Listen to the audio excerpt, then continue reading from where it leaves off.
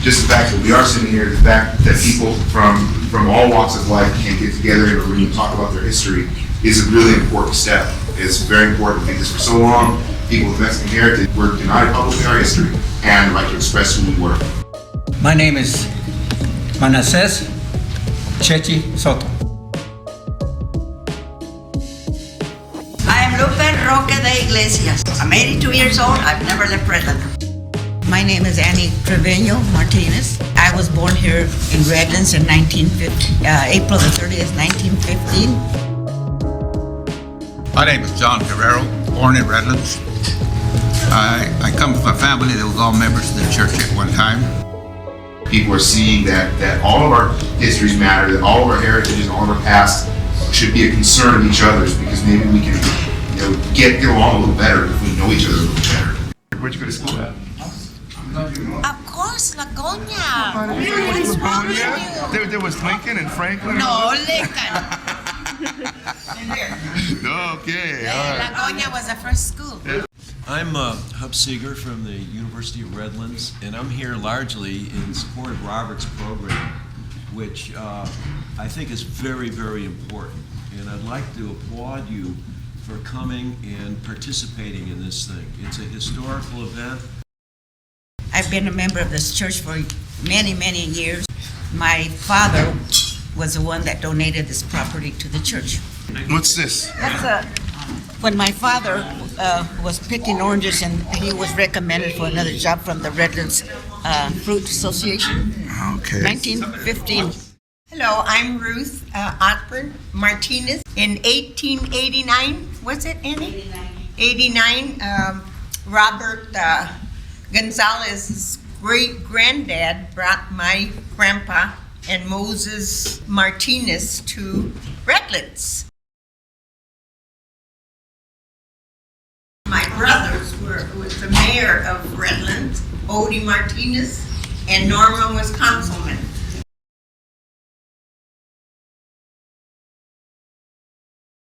I was born in La Jolla, and then we moved up here. We hit town about, I guess Roosevelt was president, but it was the Depression time. And I spent some time in my Uncle Joe's ranch. It wasn't his ranch, he ran it, Fairbanks Ranch. Then I went to the U of R, and while I was there, I was part-timing for a Western Ag Lab, an agricultural company, and so I know all about the orange groves and a lot of the ranchers and so on. Taught school, retired, full-time job, raising two teenagers, or 12 years and 14. So that keeps me going. But that's about all. My grandfather, he also was like a missionary. I don't know if he did any sermons here in church, but I know that my mother would play the piano, and us kids would be real careful because she'd shake the vases on top of the piano when she banged so damn hard. But we all have been associated with the church sometime or other. I haven't been to the church here for quite a while, so there's quite a few faces I don't recognize at all. Wow, so your family's all over this area. They're all over. Yeah. Los Angeles, you know, the Soto, the conqueror. Okay. Man, so is it a very large family? Yes, sir. Preacher, want to know your history? But I'm now Sepulveda. So like first mayor of Los Angeles, Sepulveda, or? Yes. The Sepulveda Lupe and Yucaipa. And Sepulveda is in Los Angeles. Or you have family in Laverne? Yes. Really? I'm from Pomona, so. Don't you know that Soto's from Laverne? I know a Nelly Soto, Now. but she would be my age. She's 20. She's Chechi's ex-wife. Oh, okay. Is she really? I was like. My name is Rod Gardner. I've been coming here for about 6 years. And a good friend of mine, Chechi here. Come over here and meet him. Come on over.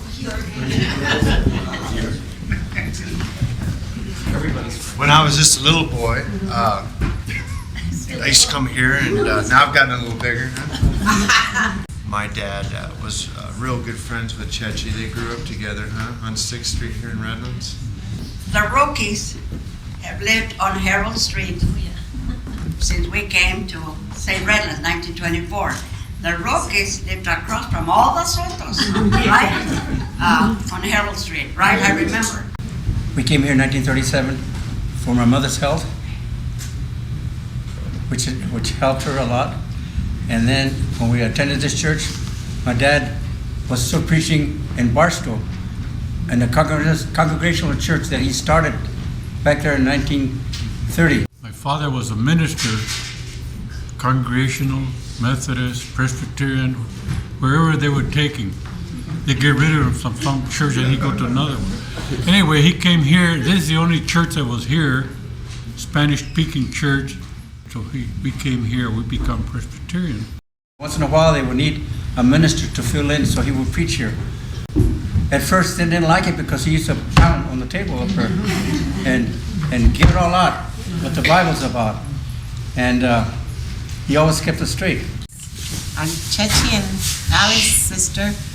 I was born in Yorba Linda, which they didn't say every one of us was born in a different town or city. 13. 13, I said. So you see, I was between 4 boys. I never did anything right. I played football and everything with them. But if I made a mistake, go in the house, you're a girl. All right? And I never learned this. I don't sing good. They do, but I don't. We had a chorale at the church of 28 people. And we even have to go out and sing at different churches. And of course, half of the choir was solos.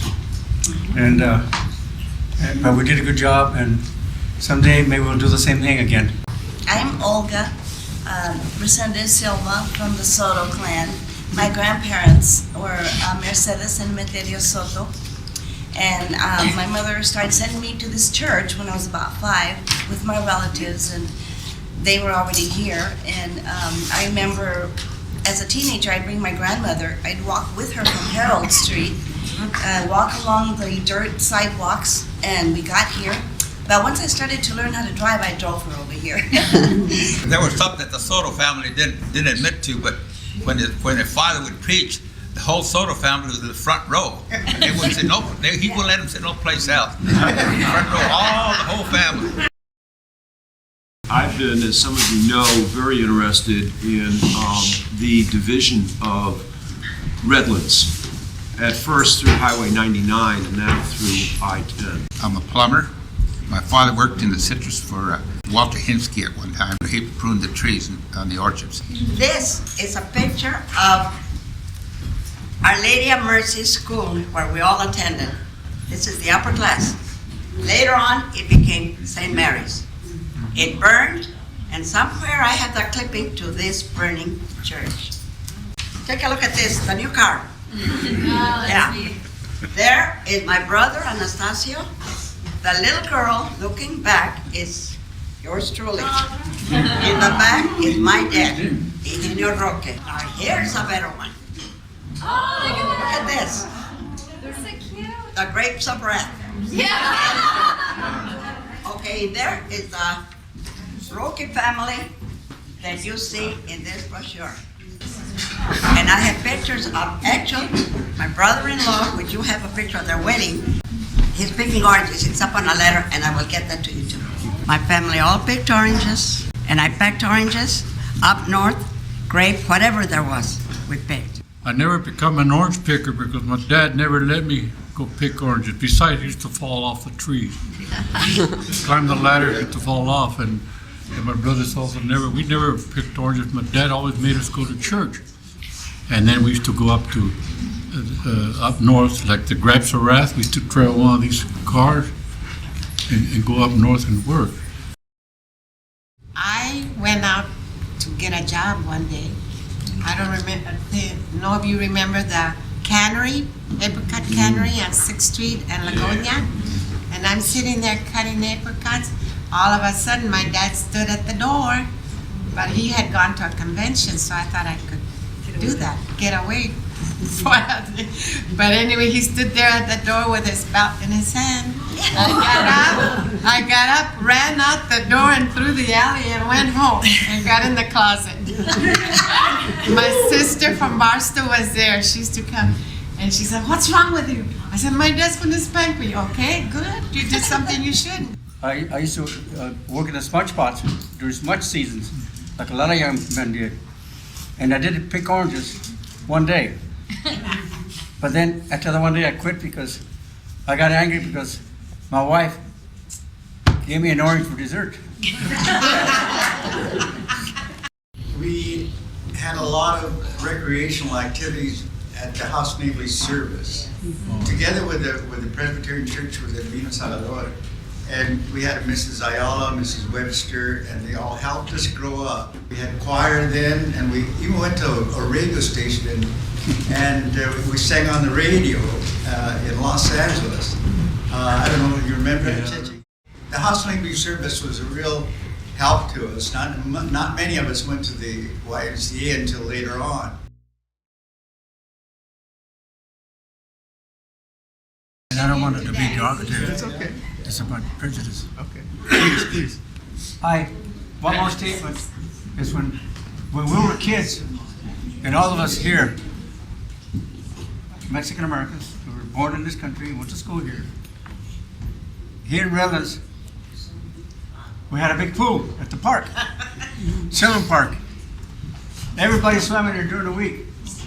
But on Mondays, they would start emptying the water, and then all the Mexicans go in. We thought it was done, I guess it's done everywhere. It didn't mean much to us, but when my friends in high school told me, hey, Chechi, we're gonna go swimming. Okay, you guys go, I can't go with you. You're going swimming. I can't. So they pushed me right between them and pushed me into the pool. And they tried to get me out, but the guys would not let the people throw me out. Really? And that meant something. Yeah. That even in those days, the younger people were turning around already, which is wonderful. You know, hey, speaking of that, I made contact with a lot of people who were working in my work. And I realized that this town was very prejudiced. I'd knock on the door many times, and they'd try and look around me, see who was, or where my boss was. And finally they'd let me in the house, and the only way I succeeded, I had to do a better job than the next guy. But I came home from service one time, the first time around, and we had looked at a house, and it was in the neighborhood in this neighborhood up here. And I talked to the real estate man, and I said, we saw a house at, say, Washington Street or something like that. And he looked it up in his chart. He says, I can't show you the house. I said, how come? He said, it's because they don't want Mexicans or blacks in that neighborhood. Right then and there, I said, what the heck were we fighting for these people to stand up and have their rights that way? But there was a lot of prejudice in this town, and I think there still is. So, as I said before, I gave my story, and I'm glad to be here. Thank you very much. And I'm glad we are doing this, Thank our you. heritage. Oh, incidentally, I was born in Aguascalientes, Mexico. Say a few years back. Not that long.